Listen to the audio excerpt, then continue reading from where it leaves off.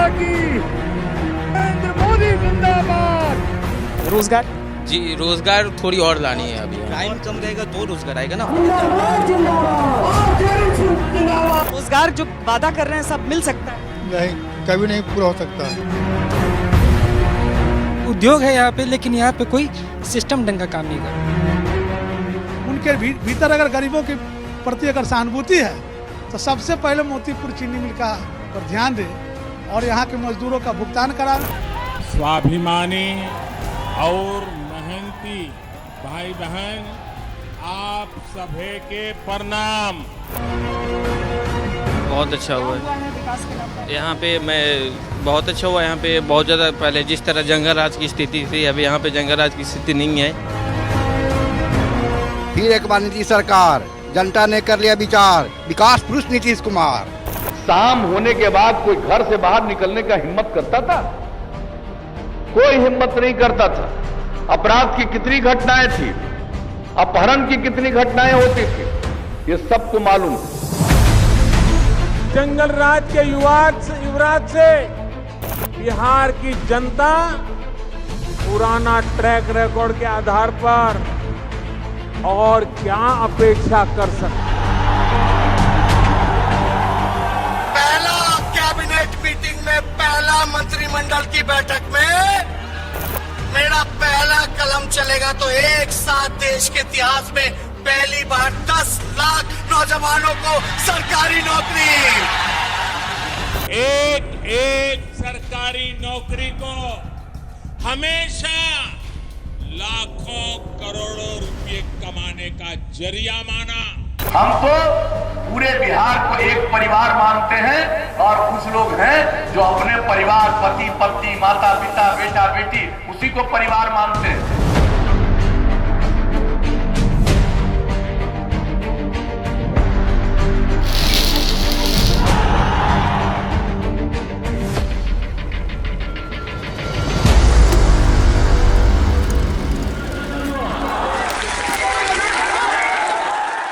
नमस्कार, मैं हूं श्वेता सिंह।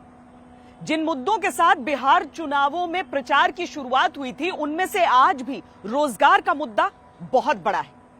लेकिन इसके साथ ही तमाम और मुद्दों की एंट्री भी हुई है।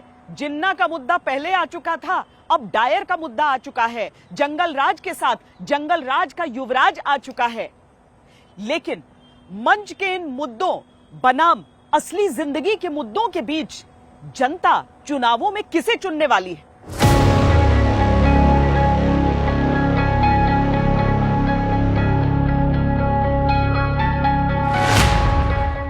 नहीं, किसी के बात पर यकीन नहीं है। क्या उम्मीद लगाए बैठे हैं आप लोग? हम लोग तो उम्मीद वही है कि अब चलेगा नहीं, न कोई सरकार इसको चला सकता है। हम लोग को पैसा मिल जाए बस। हम लोग गांव में ही रोजगार चाहिए। गांव में कम से कम अगल बगल में होना चाहिए, कम 10-20 किलोमीटर के रेंज में, जो यहाँ का आदमी कहीं बाहर नहीं जाए काम के सिलसिले में। पूछिए बिहार के नौजवानों से क्या चाहिए। टूरिज्म के जरिए भी नौकरियां मिल सकती हैं लोगों को, और नौकरी। जी जी जी, काफ़ी अपॉर्चुनिटी काफ़ी ज़्यादा है बिहार में, बट अभी उस टाइप का माहौल नहीं मिल पा रहा है लोगों को जाके एक्सप्रेस करे, चीज़ों को एक्सप्लेन करे। वादा 10 लाख और 19 लाख नौकरियों का है। अरे रोजगार चाहिए, सरकारी नौकरी चाहिए। बताओ, हम झूठ नहीं बोलेंगे, हमको लंबा राजनीति करना है। न केवल 19 लाख रोजगार के नए अवसर मिलेंगे, बल्कि हमारी 1 करोड़ महिलाओं को भी आर्थिक आत्मनिर्भरता प्राप्त। पूछिए बिहार के बुजुर्गों से क्या दर्द है। कि जो भी आएगा वो कहेगा कि चीनी मिल चालू करूंगा, ताकि उससे तो इम्प्लाइज तो खुशी होता है, साथ साथ किसानों को लुभाने का एक सबसे बढ़िया साधन है। वादा उद्योग के पहियों पर बिहार को गतिशील बनाने का है।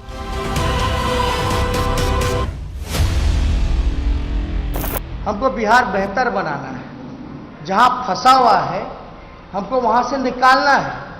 तो निकालना है तो कम से कम जो नेशनल एवरेज है उसको हमको कम्पीट करना पड़ेगा। उसके मुकाबले राष्ट्र औसत के मुकाबले हमको आना पड़ेगा। कितने बड़े पैमाने पर शिक्षकों की नियुक्ति, एक एक काम करते हुए हम लोगों ने जो काम को आगे बढ़ाया। और आप सब देख लीजिए कितनी सड़कों का निर्माण, कहां लोग एक जगह से दूसरी जगह जल्दी जा पाते थे। पूछिए बिहार की विरासत से वो उदास क्यों है।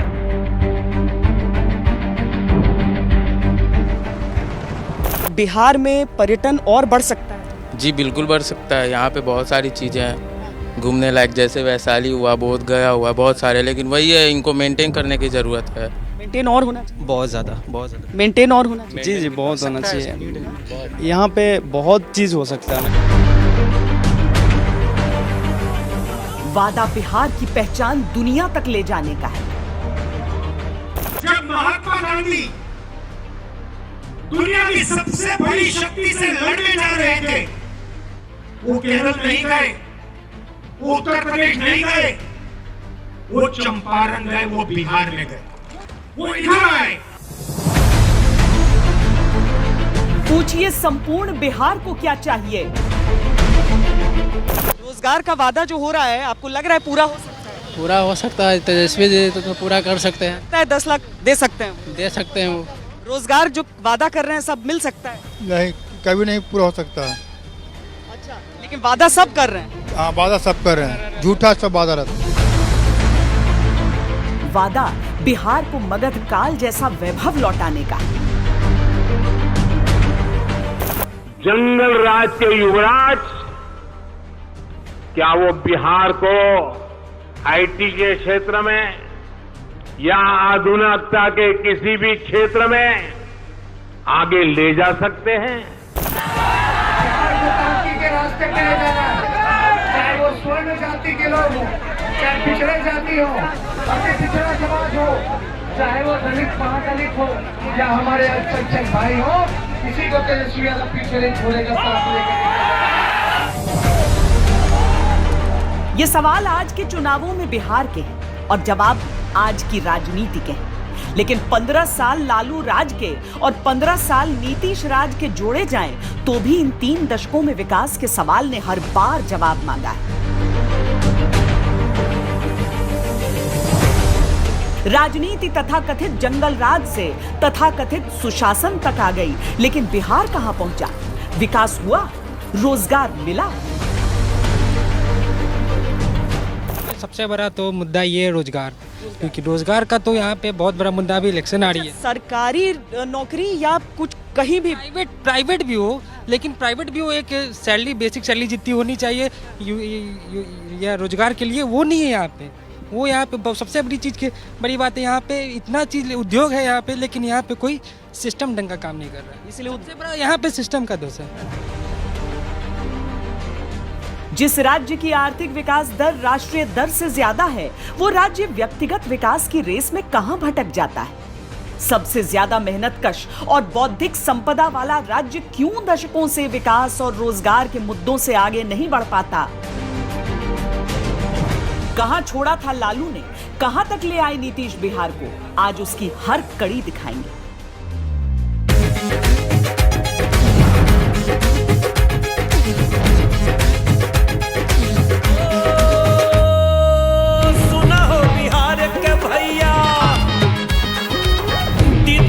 सब रहवैया ए हो, सुना हो बिहार के भैया, दीदी चाची सब रहवैया, लोकतंत्र के रखवैया, सुना हो बिहार के भैया, ए हो भाभी भैया, दीदी चाची हो, दादा दादी। आइए इतिहास से अतीत की यात्रा करते हैं, आपको बिहार दिखाते हैं। चुनावी वादों के बीच बिहार की एक ऐसी तस्वीर दिखाते हैं जो सीधी बिहार के विकास और रोजगार से जुड़ती है। वैशाली विश्व का पहला गणराज्य, यानी समूची धरती पर वो पहली जगह जहां पर एक निर्वाचित सरकार अस्तित्व में आई थी। इसके बाद ही दुनिया के बाकी देशों को रिपब्लिक यानी गणराज्य का मतलब समझ में आया। आज बिहार चुनाव अगर हो रहे हैं तो वैशाली की स्थिति भी देख लें। राजाओं का साम्राज्य था, लेकिन यहाँ जो भग्नावशेष हम आपको दिखा रहे हैं ये सम्राट अशोक की निशानी है। पीछे जो स्तूप आप देख रहे हैं 5वीं सदी का बताया जाता है, जब गौतम बुद्ध ने अपना अंतिम उपदेश दिया था। और साथ ही में जो अशोक स्तंभ जिसकी निशानी हम हर तरफ देखते हैं, हालांकि वहां पर आप सिंहों की संख्या चारों दिशाओं में देख लेते हैं, यहां पर एक आपको नजर आ रहा है। इसमें जिस पत्थर का इस्तेमाल है वो भी बाकी स्तंभों से अलग है, लेकिन सम्राट अशोक के साथ ही भारत में लिखित इतिहास की शुरुआत हो गई थी। अब आज अगर आप यहां की स्थिति देखेंगे तो आपको यहां पर पानी भी लबालब भरा हुआ नजर आ जाएगा, जिससे जो ये पूरे जो रूइंस हैं, जो भग्नावशेष हैं, उन पर भी काफी दिक्कत, काफी सारे सवाल खड़े हो जाते हैं। पर्यटन स्थल किसी भी राज्य का पहचान पत्र होते हैं और पर्यटन स्थलों का रखरखाव टूरिज्म संभावनाओं का आधार, साथ ही रोजगार का एक जरिया। मेंटेनेंस और होना चाहिए। बिल्कुल बिल्कुल होना चाहिए। जिस तरीके से जो पोटेंशियल है बिहार के पास टूरिज्म में, वो पूरा यूज नहीं हो पा रहा है। क्या टूरिज्म के जरिए भी नौकरियां निकल सकती हैं और मिल सकती हैं लोगों को और नौकरियां? जी जी जी, काफ़ी अपॉर्चुनिटी काफ़ी ज़्यादा है बिहार में, बट अभी उस टाइप का माहौल नहीं मिल पा रहा है लोगों को कि जाके एक्सप्रेस करे, चीज़ों को एक्सप्लेन करे। तो थोड़ा और डेवलपमेंट की ज़रूरत है। वैसे भी रोजगार इस बार बिहार के चुनावी मंचों पर लाखों की संख्या में बंट रहा है। नीतीश जी हाथ खड़े कर रहे हैं, वो नहीं दे पा रहे। नौकरियां खाली पड़ी हुई हैं, रिक्त है सरकारी नौकरियां, जिसको हम लोगों ने कमिटमेंट के साथ हम लोगों ने संकल्प लिया है उसको पूरा करें। उन्होंने कहा हम सरकारी नौकरी देंगे, दे ही नहीं सकते। रेशियो होता है सरकार में, तय होता है पॉपुलेशन पर दोनों में से किसकी शासन में युवाओं को रोजगार मिलेगा? हमारे शासन में मिलेगा, उसका भी मैं बताता हूँ। रोजगार के बारे में मैं आपसे डिटेल में बताना चाहता हूँ। यह इकोनॉमी का होलिस्टिक अप्रोच होता है।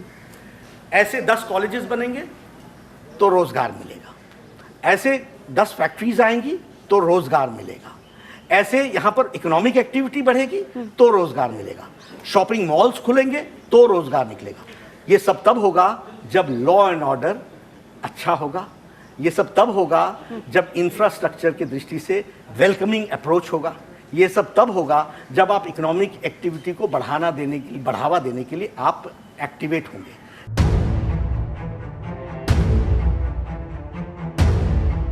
जिस बिहार में रोजगार का मुद्दा सिर्फ चुनावी नहीं, बिहार की पहचान के तौर पर जुड़ चुका है। क्या आप जानते हैं कि पूरे देश के मुकाबले बिहार में उद्योग धंधों के बढ़ने की दर कहीं ज्यादा रही है? और हम ये बात 2006 से 2016 तक की, यानी 10 सालों की कर रहे हैं। इस दौरान जब देश में 3.3% की रफ्तार से कृषि आधारित उद्योग बढ़ रहे थे, तब बिहार में यह रफ्तार 16.4% थी। हालांकि इसकी सबसे बड़ी वजह यह है कि 2006 से पहले की स्थिति इतनी बुरी थी कि बढ़ोतरी प्रतिशत के हिसाब से ज्यादा नजर आती है।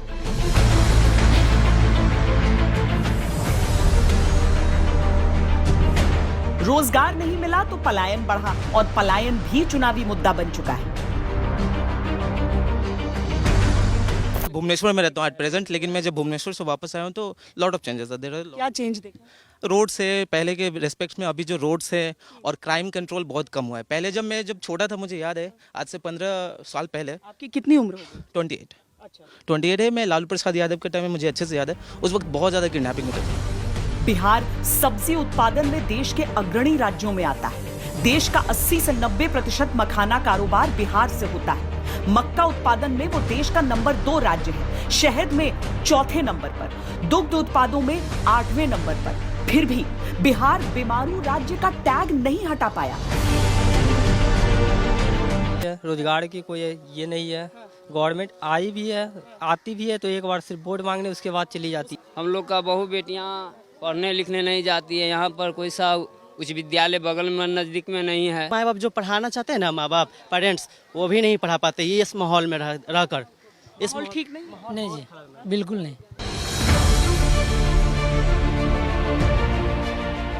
इस साल बिहार ने निवेशकों को आमंत्रित करने के लिए देश में सबसे ज्यादा रजिस्ट्रेशन कराए, लेकिन ईज ऑफ डूइंग बिजनेस की लिस्ट में वो 18वें स्थान से 26वें स्थान पर खिसक गया। Bihar definitely it should be the most ease of state to do the business. सब लोग यही चाहता है कि कोई भी बिज़नेस करे उसमें कुछ भी प्रेशर नहीं हो, बहुत आराम से ग्रो कर सकें, बिकॉज स्कोप बहुत है बिहार में जो अभी तक अनएक्सप्लोर्ड है. So Bihar except Patna, there are lot of cities जहाँ पे अभी भी स्कोप है. और सब लोग चाहते हैं कि सेफ्टी सबसे पहले, जो मैक्सिमम लोगों के दिमाग में एक डर है. Second, ease to do business, मतलब कुछ भी लाइसेंस हो, कहीं से भी एक्सपेंशन हो, लैंड डिस्प्यूट हो, जल्दी सॉल्व हो और ईजिली हम लोग कोई भी आदमी बिजनेसमैन सिक्योर तरीके से बिजनेस कर सके. तो I think this is what businessman यहाँ के चाहते हैं. एंड मेरे ख्याल क्योंकि शुरू में इस बात की बहुत चर्चा हो जाती थी ना कि यहाँ पर माहौल नहीं है, उस वजह से कई शोरूम्स वगैरह बंद भी हुए थे. ये आप लोगों ने भी मतलब अपनी उम्र के हिसाब से सुना या देखा? बिल्कुल, हमने देखा भी है. पहले इतने रात तक घूमना भी अलाउ नहीं था, ये सब जानते हैं. लेकिन अब चीज़ें बहुत बदल चुकी हैं और इनफैक्ट हम उस ट्रैक पे आ चुके हैं और अब उस पेस की थोड़ी ज़रूरत है. And we are running on that and definitely हम आगे बढ़ेंगे और अच्छा करेंगे. 50 के लगभग इंडस्ट्रियल और मेगा इंडस्ट्रियल पार्क हैं बिहार में और सरकारी रिपोर्ट के अनुसार 2017-18 तक कुल मिलाकर 2881 फैक्ट्रीज थी बिहार में.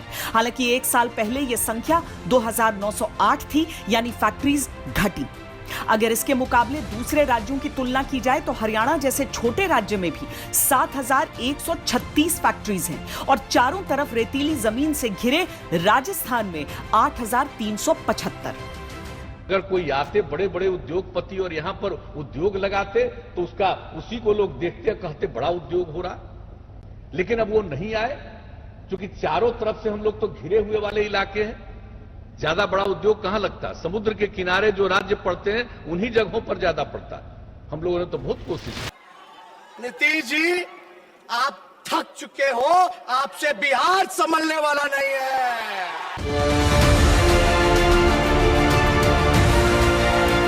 एक रिपोर्ट के अनुसार बिहार की सूरत बदले इसके लिए 2014 तक गंगा, कोसी और गंडक नदियों पर 1200 पुल बनाए गए, जबकि 1975 से 2000 तक सिर्फ 375 ब्रिज बने थे. खुद नीतीश कुमार का दावा है कि 2006 से पहले तक सिर्फ 835 किलोमीटर सड़कें बनी थी. बिहार में अब हजारों किलोमीटर सड़कें विभिन्न योजनाओं के तहत बनी और बन रही हैं. सेंट्रल यूनिवर्सिटी और मेडिकल इंजीनियरिंग कॉलेजों की संख्या बढ़ी है. बिजली की व्यवस्था पर काम किया गया.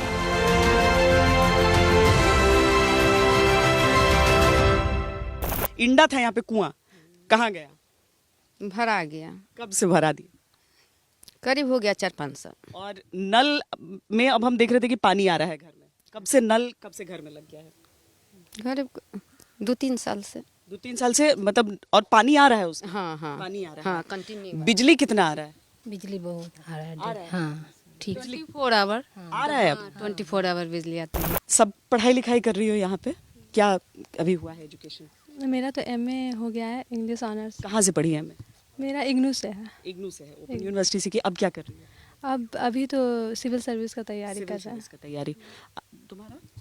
मेरा ग्रेजुएशन हो गया है. क्या करना है आगे? टीचर बनना है. टीचर बनना है. किस सब्जेक्ट का? सोशियोलॉजी. सोशियोलॉजी का सोच रही हूँ. मेरा 12th हो गया. 12th हो गया है? जी. अब क्या करना है उसके बाद? अभी तो बीए करेंगे उसके बाद. सोची हो? नहीं, फिलहाल अभी नहीं सोची. तो पढ़ाई कहाँ से की हो? यहीं से? अभी यहीं से महुआ. तो स्कूल जो चल रहा है यहाँ पे वो ठीक है, बढ़िया है पढ़ाई उसमें? ठीक नहीं है. नहीं है.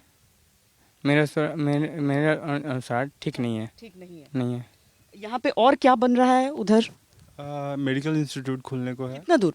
ये हमारे यहाँ से लगभग 5 मिनट के फासले पे है. अच्छा.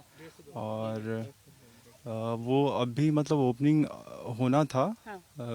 मतलब वो 2 साल में हो जाना था, जो कि अभी तक नहीं हुआ है. जब विकास की इतनी बातें होती हैं, तब भी बिहार को लेकर लोगों का नजरिया क्यों नहीं बदलता? नीति और नियत के बीच कमी कहां रह जाती है? बिहार का विकास हुआ है, इसमें कोई दो राय नहीं. आंकड़े भी इसकी तस्दीक करते हैं. लेकिन नीतीश कुमार के पहले टर्म के बाद विकास की गाड़ी ने बहुत हिचकोले खाए. लालू प्रसाद यादव चुनावी जीत हार में विकास को अहम नहीं मानते थे. कभी फॉर्मूले के तौर पर, कभी कटाक्ष में. यह जुमला आज भी चर्चा में रहता है. हिंदुस्तान में इमोशंस के साथ उसका रिश्ता है। कभी विकास पर इस देश में वोट नहीं मिली। यदि विकास पे वोट मिलती तो नरेंद्र दिल्ली के सीएम अरविंद केजरीवाल को क्या जरूरत पड़ी बाद में कि हम सबसे बड़े स्ट्रेटेजिस्ट प्रशांत किशोर को उनको लाने की क्या जरूरत पड़ी। अपनी बात से आप लालू यादव की याद दिला रहे हैं। तो ये असल में लड्डू यहाँ पर बन रहा है। लड्डू सबसे फेमस चीज है, लेकिन समोसा दिख गया तो मैं बता दूं कि समोसे में सिर्फ आलू नहीं, लालू जी बोलते थे कि जब तक समोसे में आलू है तब तक बिहार में लालू है, लेकिन यहाँ पर बिहार के समोसे में आलू के साथ पनीर जुड़ गया है।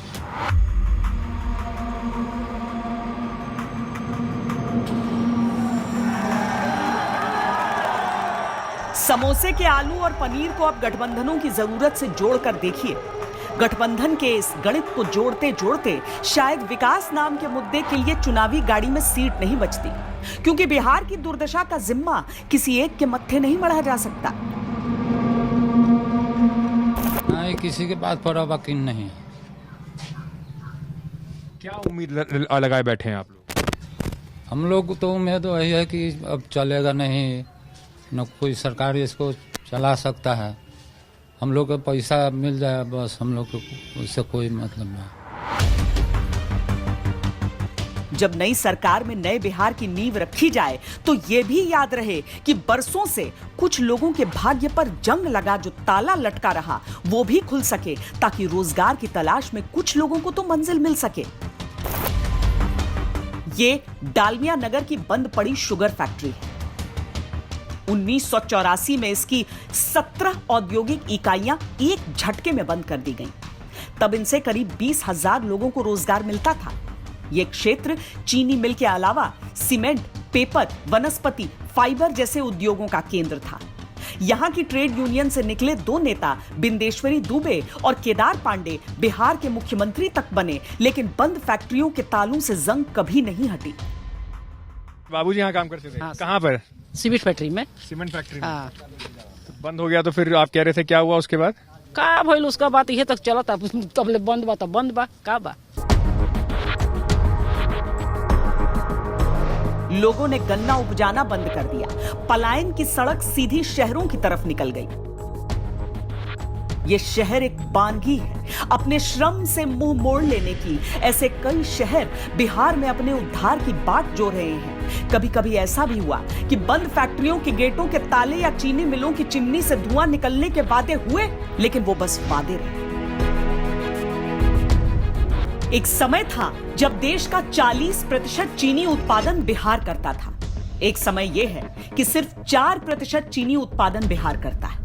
वारिसलीगंज, बनमनखी, हथुआ, गुरारू, गोरौल, सिवान, समस्तीपुर, लोहट की चीनी मिलों के प्राण कब लौटेंगे? हम लोग आशा दे करके निराशा कर रहे हैं। आशा देके निराशा कर रहे हैं? निराशा कर रहे हैं। हाँ। अब हमके मान के उम्र ये बेरा खनी हम लोग को 60 बरस हो गया। आज तक ले हम लोग को न पैसा मिला और न पेंशन मिल रहा है, न कुछ मिल रहा है। नए रोजगारों की बात अच्छी लग रही है इन चुनावों में। ये बातें जोर भी पकड़ती जा रही हैं, लोगों के मन में उम्मीदें भी जगा रही हैं।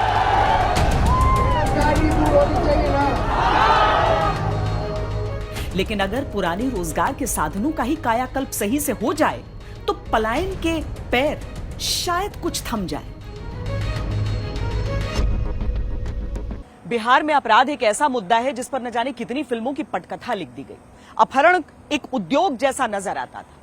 यहां पर व्यापार बंद हुआ, व्यापारियों ने पलायन किया, पर क्या आज स्थिति बदली है? और बदली है तो कितना बदली है? लोगों के मन में इन चीजों को लेकर कितना विश्वास है?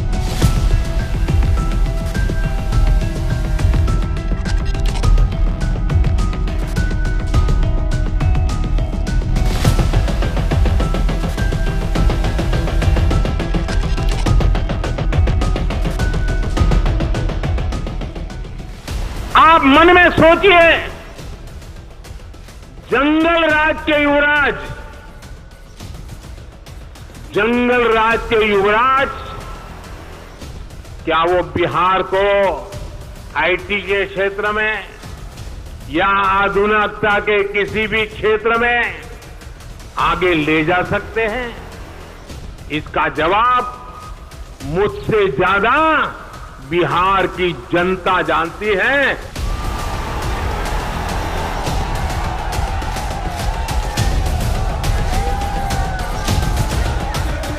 ये जंगल राज क्या है? चुनावी आरोपों में अगर कोई जंगल राज का युवराज है तो उसका राजा कौन था? क्यों इसका लेबल बिहार की छवि से हट नहीं पाता?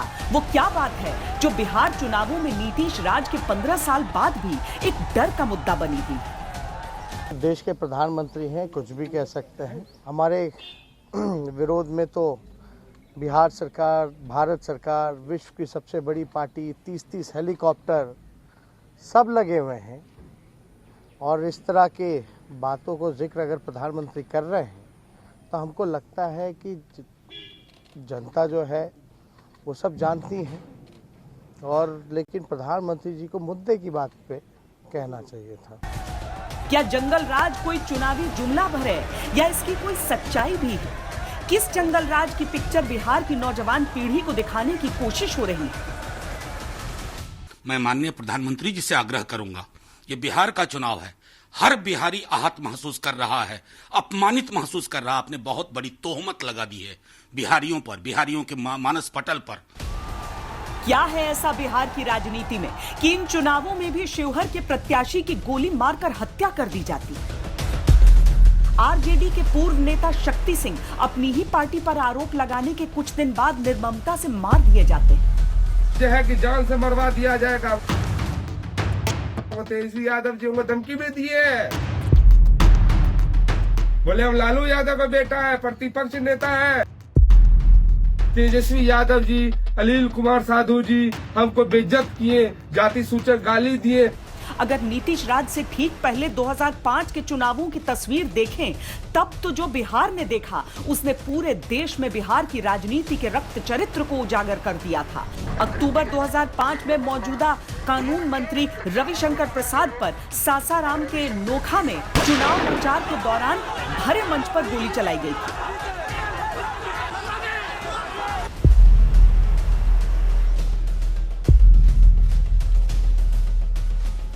दर्द बहुत है, जा रहा हूँ इलाज के लिए दिल्ली जा रहा हूँ। गोली के दर्द की वो टीस रविशंकर प्रसाद के मन से आज भी नहीं जाती। हालांकि आज आरोपों में व्याख्या के कई कोण जुड़ जाते हैं।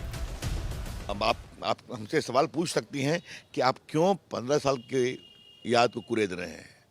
क्योंकि वो था याद अपहरण का, वो था शर्म का, वो था लूट का। मैं ये कभी नहीं कहूँगा सब कुछ ठीक हो गया है, लेकिन बिहार के लोग समझते हैं कि बिहार आगे बढ़ने के रास्ते पर जा रहा है। बिहार में अमन चैन है। अब ये नहीं होता कि आपका अपहरण हो गया, आप थाने में गए तो अपहरण करने वाला वहां बैठा हुआ है। बिहार की नई पीढ़ी उन बातों से आगे निकलकर विकास के मुद्दों का झंडा उठाकर चलने की कोशिश कर रही है। लेकिन बिहार की जनता का विश्वास कहां पर उलझा है? इन चुनावों को इस मुद्दे का रेफरेंडम भी माना जा सकता है। मछली पकड़ते हैं, पकड़ते हैं मछली तो लोग बहुत गंदा बात करता है, गाड़ी बकता है, छीन लेता है। वो बाहर जाते हैं कमाने लिए, बाहर में जाते हैं, चोर लूंगा छीन लेते हैं। और क्या जाते हैं तो है भैया ना ले लेते हैं मछली। तो सुरक्षा नहीं है आप लोग को? कुछ नहीं। ये राजधानी पटना के गंगा किनारे की पीड़ा है। राज्य भर में क्या होता होगा समझना मुश्किल है। आंकड़े के जरिए एक तस्वीर बिहार की यहां रख देते हैं।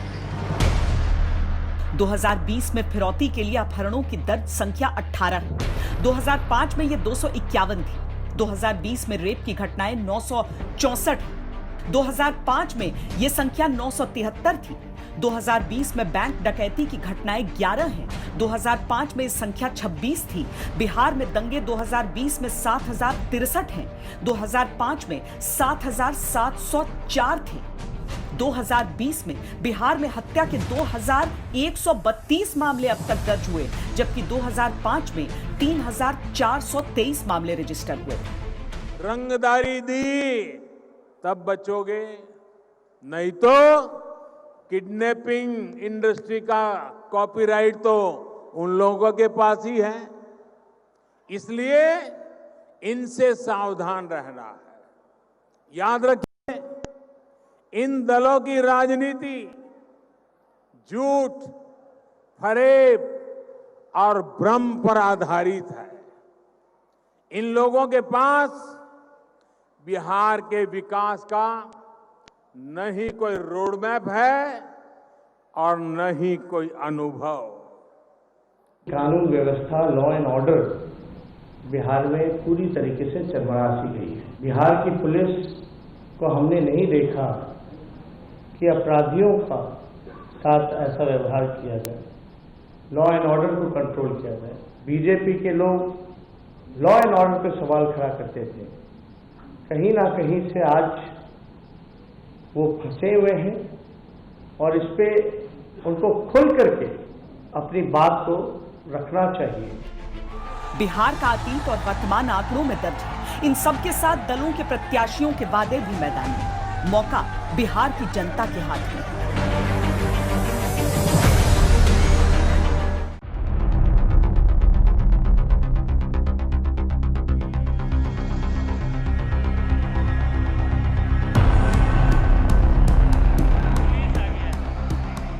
मुंगेर में मूर्ति विसर्जन को लेकर हुई गोलीबारी में एक नौजवान की जान चली गई। उसके बाद जो हुआ उसमें मुंगेर की शांति जलकर भस्म हो गई। थाना राख हो गया, गाड़ियां खाक हो गईं, जगह जगह राख और मलबे के ढेर लग गए। अभी स्थिति बिल्कुल सामान्य है। हमारा बल भी है, रोड्स पे है, सड़कों पे है, फ्लैग मार्च निकली है और हम लोग लगातार मॉनिटरिंग कर रहे हैं। इंश्योर हम लोग कर रहे हैं पुलिस की विजिबिलिटी से, प्रेजेंस से, और जो लोग कल उपद्रव किए उनको चिन्हित किया जाएगा। जो भी उसमें नियमबद्ध कार्रवाई है वो की जाएगी। शासन प्रशासन के अधिकारी निशाने पर हैं। राजनीतिक बयानों की गर्मी मुंगेर हिंसा की आगजनी से ज्यादा गर्म। बेरहमी से पीटने का आदेश किसने दिया? किसने जनरल डायर करने को, डायर की हरकतों को दोहराने के लिए कहा गया? बिहार में नीतीश कुमार की नहीं, निर्दयी कुमार और निर्मम मोदी की सरकार है। एक 16 साल के बच्चे को गोली से उड़ा दिया गया। मेरे पास वीडियो है, आपके पास भी वीडियो होगा। प्रधानमंत्री जी चुप्पी तोड़ें। क्या सिर्फ हिंदुओं के वोट लेना ही आपका काम है? क्या मुख्यमंत्री के संरक्षण पर माता के श्रद्धालुओं के ऊपर लाठी चलाई गई? जो मुंगेर की घटना है यही 15 साल का सच है। चूंकि चुनाव था तो ये दिख गया। मुंगेर को याद कीजिए तो यहाँ के बाजारों के नाम यहाँ का परिचय देते हैं। छुआ बाग की लकड़ी मशहूर रही है बंदूकों की बट बनाने के लिए। बेलन बाजार को लोग याद करते हैं बारूद भरने की कला के लिए। तोपखाना चौक वो जगह है जहाँ बड़ी बंदूकें और कभी तोपें रखी जाती थी। समय के साथ काफी कुछ बदला तो, लेकिन ताजा हिंसात्मक घटनाओं ने ये सवाल फिर कर दिया कि क्या वाकई कुछ बदल पाया।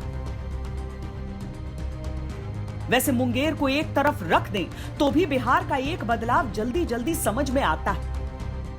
नेशनल क्राइम ब्यूरो के अनुसार 2017 में बिहार दंगों के मामले में पहले नंबर पर था। 2018 में रामनवमी की जुलूस को लेकर भड़के दंगों में बिहार कई दिन तक जलता रहा। इससे पहले 1989 में बिहार को बदनाम कर देने वाला भागलपुर दंगा हुआ था। सरकारी आंकड़ों के अनुसार करीब 1000 लोग मारे गए थे। 2006 में जब नीतीश कुमार मुख्यमंत्री थे तब दंगों की जांच के लिए आयोग गठित किया गया था। तुलना में लालू राज को रखिए। लालू प्रसाद यादव इस बात को अपनी सबसे बड़ी उपलब्धि मानते हैं कि जब देश सांप्रदायिक दंगों में 90 के दशक में जल उठा था तब भी बिहार में रथ यात्रा के बावजूद एक भी दंगा नहीं हुआ था। रथ यात्रा के दौरान लाल कृष्ण आडवाणी की गिरफ्तारी बिहार की धरती पर ही हुई थी। भागलपुर में दंगे होते रहे और वो चलता रहा, उस पर नियंत्रण नहीं था।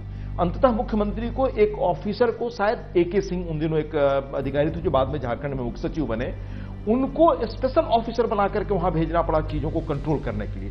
तब तक भागलपुर दंगे में काफी घटनाएं हो चुकी थी और उसका दाग इतना गहरा था, वह धब्बा इतना गहरा था। आज का बिहार अपनी पुरानी परछाई से लड़ रहा है। मैदान में कूदे तमाम योद्धा इक्वेशन और परसेप्शन की लड़ाई लड़ रहे हैं। जनता चाहती तो है नया बिहार बने, लेकिन वो कैसा होगा ये भी उसी को तय करना होगा, वो भी अपनी मत शक्ति से। 10 से ज्यादा बिजली बिल भेज रहा है। कुछ चलता है ना, खाली 2 पंखा चलता है और 2 बॉल जलता है। 30,000 रुपया भेजे हुए, कंप्लेन किया, कोई नहीं सुधार कर रहा है। और बाकी चीज आप लोग बताइए, ठीक है कि नहीं? कुछ ठीक नहीं है। छठ पर्व के टाइम ये नाला बंद होता है? नहीं बंद होता है। तो व्रती लोग जो होती हैं तो उस टाइम ये नाला से आते रहते हैं? वैसा ही जाते हैं। नाला वैसी रहता है, नाला वैसी चलते रहता है, नाला चालू रहता है। आप में से कोई एक भी आदमी है जो सोच रहा है कि नहीं ऐसा नहीं है, सब ठीक है? एक भी आदमी नहीं है।